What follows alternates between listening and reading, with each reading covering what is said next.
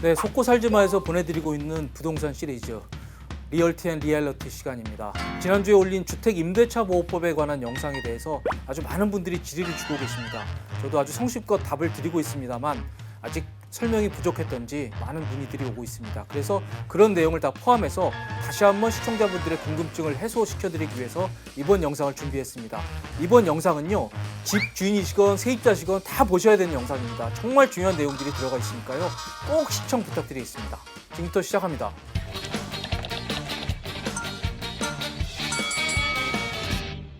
자, 우선 현행 규정부터 한번 정리를 해보겠습니다. 이번 주택임대차보호법에 나오는 계약갱신 청구권, 이건 이제 다들 아실 겁니다. 세입자가 임대차 만료 6개월에서 2개월 전 또는 1개월 전에 자기가 2년을 더 살겠다라고 주인에게 통보를 하면 2년을 더 사실 수 있는 겁니다. 이 경우 임차인한테 특별한 문제가 없다든지, 뭐 이익 이상 차임을 내지 않았다든지, 뭐 주택물을 망가뜨렸다든지 이런 사유가 없다 그러면 주인은 본인이 실거주할 경우를 제외하고는 2년을 더 살게 해줄 수밖에 없습니다. 이게 계약갱신 청구권이고요. 만일 주인이 꼼수를 부려서 세입자를 자기가 살겠다고 하고 내보낸 다음에 이제 전세값을 올리기 위해서 다른 세입자를 구해서 드릴 경우에 이게 발각되면 손해배상을 해줘야 됩니다. 이게 법에 명시가 되어 있습니다.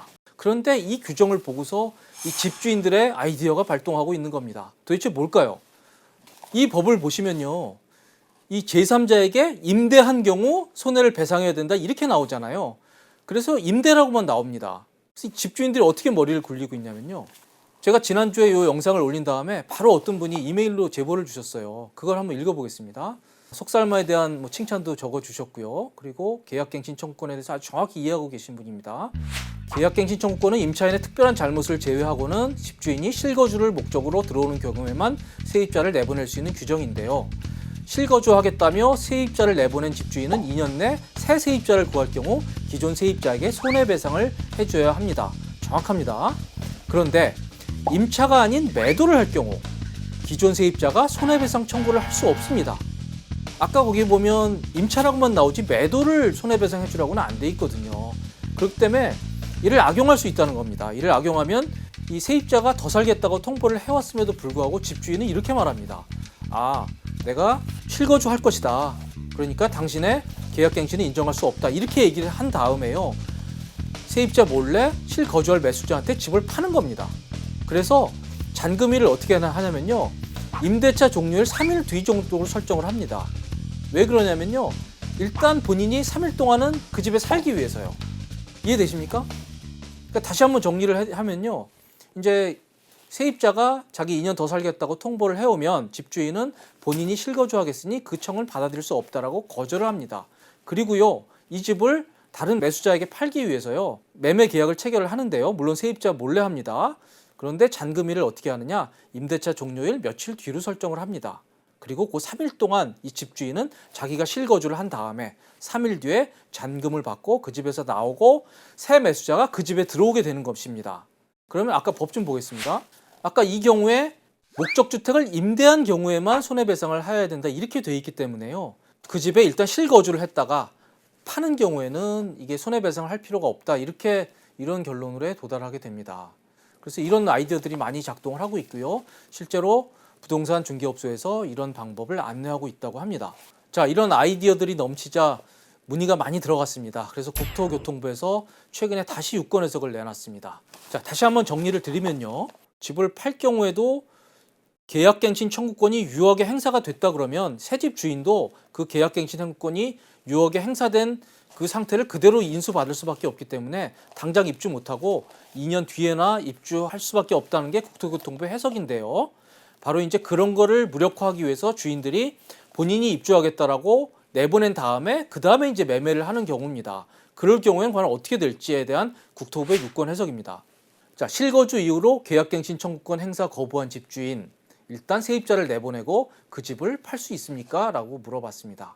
국토교통부는 이렇게 답했습니다. 매도는 가능합니다. 하지만 이 경우 민법상 불법행위 책임을 구성할 수 있다는 게 국토부 설명입니다. 즉, 무슨 얘기냐? 아까 나오는 주택임대차보호법에는 분명히 임대라고 한정이 되어 있기 때문에 매도에 따른 손해배상은 인정되기 어려울 수 있다. 하지만 민법에 나오는 불법행위 책임은 충분히 구성할 수 있다는 겁니다. 민법상 불법행위 책임이라는 게요. 민법 750조고요. 고의 또는 과실로 인해 위법행위로 타인에게 재산상 손해를 입힐 때는 그 손해를 물어줘야 된다 이런 거거든요. 그런데 아까 그 경우를 한번 보시면요. 아까 그 집주인은 처음부터 그 집에 살 생각이 없었습니다. 없으면서 그 집을 실수요자한테 팔기 위해서 세입자를 속인 거거든요. 그리고 나서 불과 3일 있다가 이제 본인은 나가고 새 주인한테 넘긴 거거든요.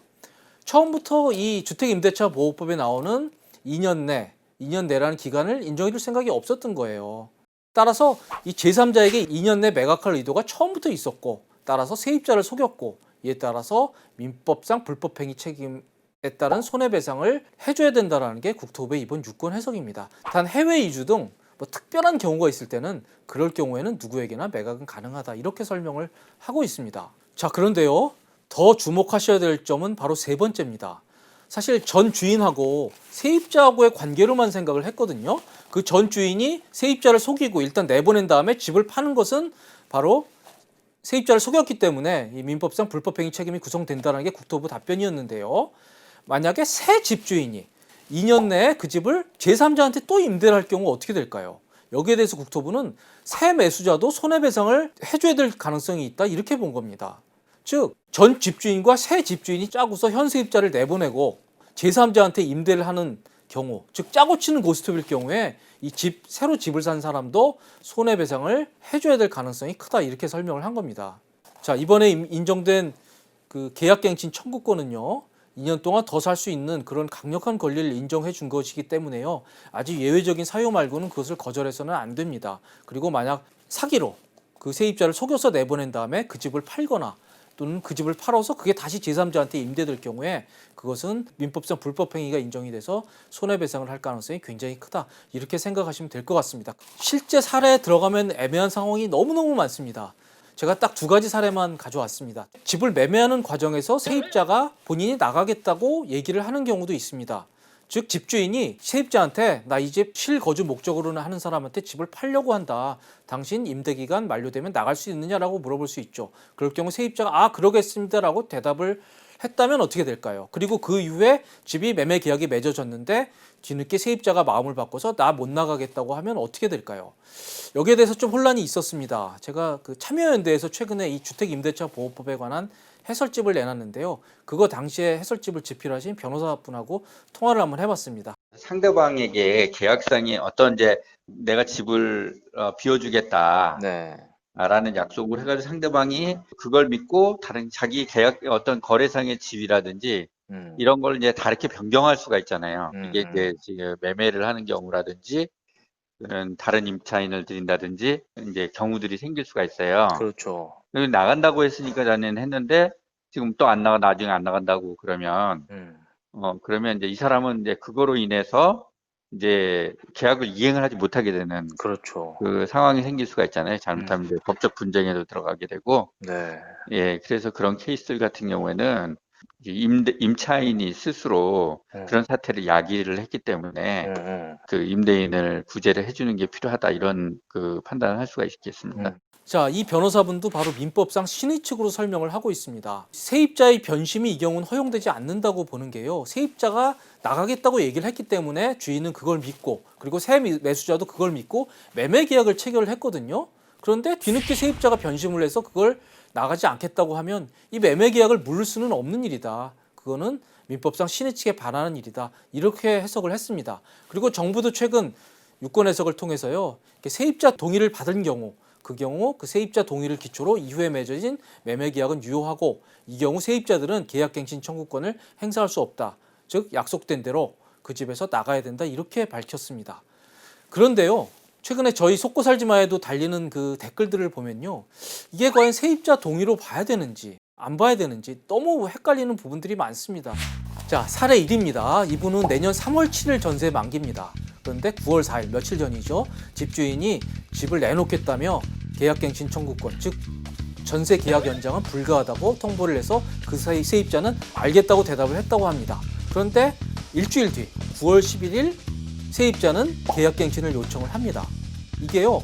9월 7일 날부터 행사가 가능합니다. 왜요? 6개월 전부터 행사할 수 있기 때문에 6개월이 되는 시점이 9월 7일입니다. 근데 이분은 9월 11일 날 이제 집주인한테 계약갱신 요청을 했다고 합니다. 이에 대해서 집주인은 9월 4일 날 당신이 이미 나간다고 얘기하지 않았느냐. 갱신은 어렵다. 내가 당신과 녹음한 녹취도 있고 뭐 카톡도 있다면서 아주 굉장히 화를 냈다고 합니다. 그리고 나는 집을 꼭 팔아야 되는데 당신이 안 나겠다 그러면 내가 집을 못 판다. 이거는 내가 가만히 있을 수 없다면서 굉장히 화를 내고 있다고 합니다. 그리고 아직은 집을 보러 온 사람은 없다고 하네요. 이 경우는 어떻게 될까요? 이 경우는 그렇게 어렵지가 않습니다. 왜냐하면 뭐 세입자가 뭐 말을 바꿨다고 할까요? 말을 바꿨다고 할 수는 있지만 뭐 현재 매매 계약이 체결된 게 없고요. 그렇기 때문에 특별히 문제가 될 일은 없습니다. 이게 바로 국토교통부에서 내놓은 주택임대차보호법 해설집인데요. 여기에 보면 이렇게 나옵니다. 임차인이 세입자가 계약 만료 기간에 맞춰 나가기로 하였으나 이를 번복하고 더 살겠다라고 할 수 있는지 할 수 있다고 돼 있습니다. 즉, 이 계약 갱신 요구권 행사 기간 내에는 이 세입자가 마음을 바꿔도 변심도 허용한다고 돼 있거든요. 왜 그러냐면요. 이게 계약갱신 요구권이 그 기간 내에 적절히 행사가 됐고요. 이걸 변심을 허용해 준다고 해서 뭐 다른 사람들의 손해가 크다 이렇게 볼 수 없기 때문에 이런 경우는 인정을 해준다고 보는 겁니다. 문제는 다음 사례입니다. 올 12월 26일이 전세 만기입니다. 3달 정도 남았네요. 그런데 8월 8일 날 집주인이 전화가 왔습니다. 집을 내놨다. 그러자 이 세입자는 급한 마음에 자녀가 중학교 2학년이라고 하네요. 2학년이니까 1년만 더 마치고 그리고 나가고 싶다고 말을 했다고 합니다. 그리고 3일 뒤에 저녁 8시에 두 팀이 집을 보러 왔습니다. 집을 보여줬고요. 그리고 바로 다음 날 집주인의 전화가 옵니다. 집이 팔렸다. 가계약금을 받았다. 그리고 당신이 더 사는 건 불가능하다라고 통보를 합니다.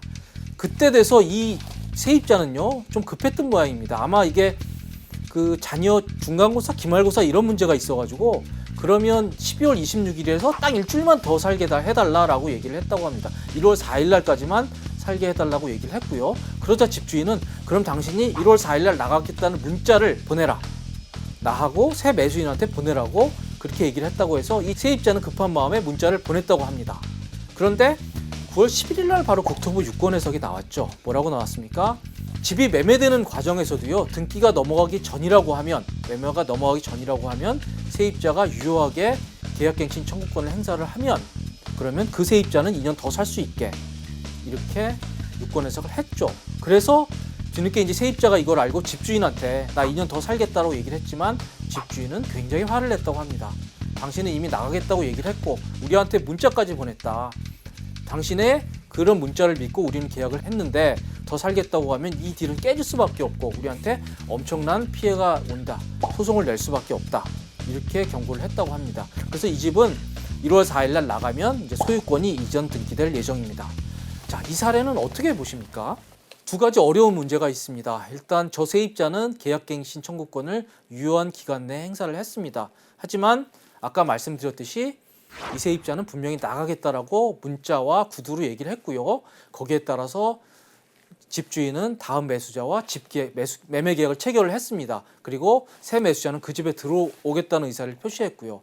즉 세입자의 계약갱신 청구권과 이 새 주인의 이 실거주할 수 있는 권리가 바로 부딪히게 된 것입니다. 여기에 대해서 제가 뭐 변호사들한테도 좀 물어보고 했는데요. 이건 결국 이제 사실관계의 문제이기 때문에 이게 결국 분쟁이 계속된다 그러면 법원에서 해결할 수밖에 없다 이렇게 말씀을 하시더라고요. 저 사례만 보면 이미 세입자가 나가겠다고 약속을 하고 거기에 따라서 계약이 맺어졌기 때문에 저 계약을 되돌릴 경우에 이 집주인과 새 매수자의 피해가 너무 크기 때문에 저런 경우에는 돌리기는 좀 어렵지 않을까 하는 의견들을 얘기를 하시더라고요. 자, 오늘 속고살지마에서는 최근 임대차보호법 개정에 따라서 많은 집에서 발생하고 있는 실제 분쟁 사례에 대해서 알아봤습니다. 이 사례들을 보면요. 일단 의사표시하는 게 가장 중요합니다. 자기가 이 집에서 나갈지 살지 계약갱신 청구권을 행사할지 안 할지를 정확히 하셔야 됩니다. 그리고요. 그런 의사표시 하실 때요. 문자나 카톡도 유효합니다만 더 확실한 건 내용증명입니다. 내용증명은요. 변호사 사무실이나 뭐 법무사 사무실 가서 하실 필요 없습니다. 우체국 가서 하시면 됩니다. 그리고 우체국 가서 내용증명 보낼 때요. 1,000원인가 더 주면 배달증명도 해줍니다. 아, 이거 배달됐다는 배달증명도 해주거든요. 그거 확실하게 하셔야 됩니다. 그리고요. 마음이 약해서 집주인한테 나 나가겠다고 동의를 하시면요. 그리고 그 이후에 매매 계약이 체결되면요. 그거는 되돌리기 어렵습니다. 그거는 집주인한테 너무 큰 피해가 미치기 때문에요. 그거는 인정받기 어렵습니다. 그러니까 좀 좀 더 확실하게 그리고 자기 의사가 확실히 결정된 다음에 그런 의사 표시도 해야 될 것 같습니다. 오늘 속고 살지마 여기까지입니다.